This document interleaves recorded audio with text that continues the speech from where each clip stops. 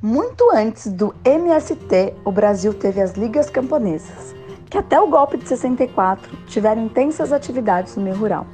E não há como falar das Ligas Camponesas sem falar de Francisco Julião. Francisco Julião, advogado, integrante de uma tradicional família de Pernambuco, proprietário de engenho, nasceu em fevereiro de 1915. Ao se formar em Direito em 1940, abriu um escritório no Recife. Iniciou suas atividades como defensor dos camponeses, já que indignava-se como a lei do papel era muito diferente daquela que acontecia na prática.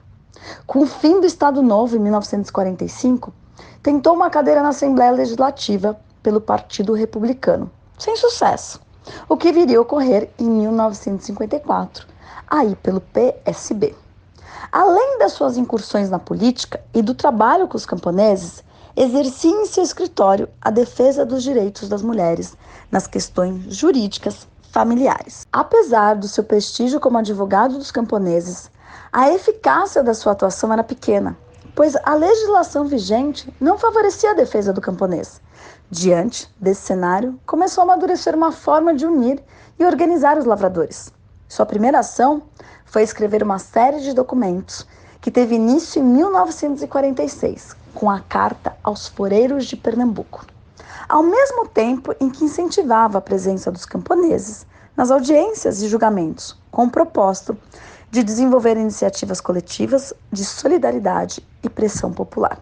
Não há nada que transmita a voz daqueles que aqui estão clamando em favor desses desgraçados, porque compreendi isto desde muito cedo, porque sabia que era uma dessas vozes, porque sabia disso, preferi o diálogo direto com as massas oprimidas, com essas massas que não dão voto porque são analfabetas, que não dão dinheiro porque são miseráveis, mas com essas massas que agora estão inquietando aqueles que têm o dinheiro.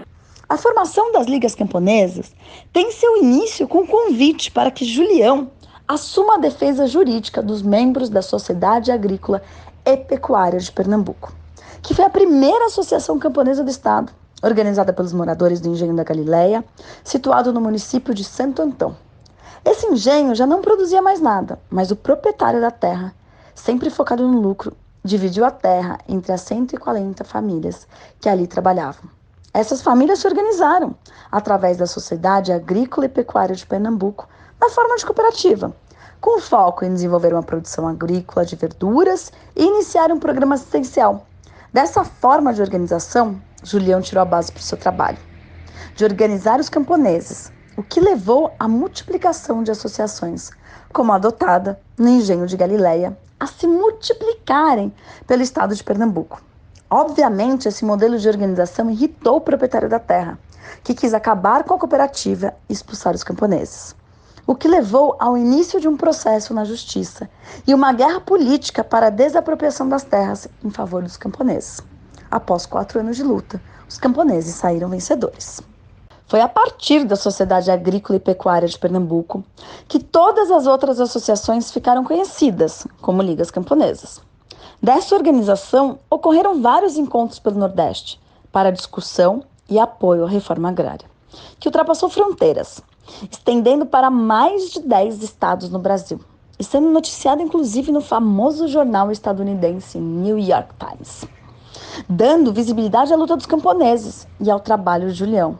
Mas é claro, com viés não dos melhores, e sim como sendo a Liga uma ameaça marxista.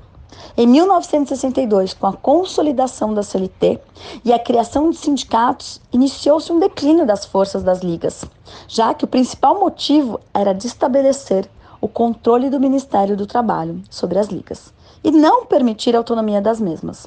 Julião, embora tenha participado da fundação de alguns sindicatos, não via com bons olhos essas iniciativas, já temia o peleguismo, já que defendia uma sindicalização autêntica e autônoma. Em 64, com o agravamento das tensões sociais e políticas por todo o país, que resultou no golpe, Julião, que participava de uma sessão na Câmara dos Deputados, protestando contra a deposição de Goulart, teve que sair de lá escondido, direto para Belo Horizonte, onde foi descoberto 9 dias depois.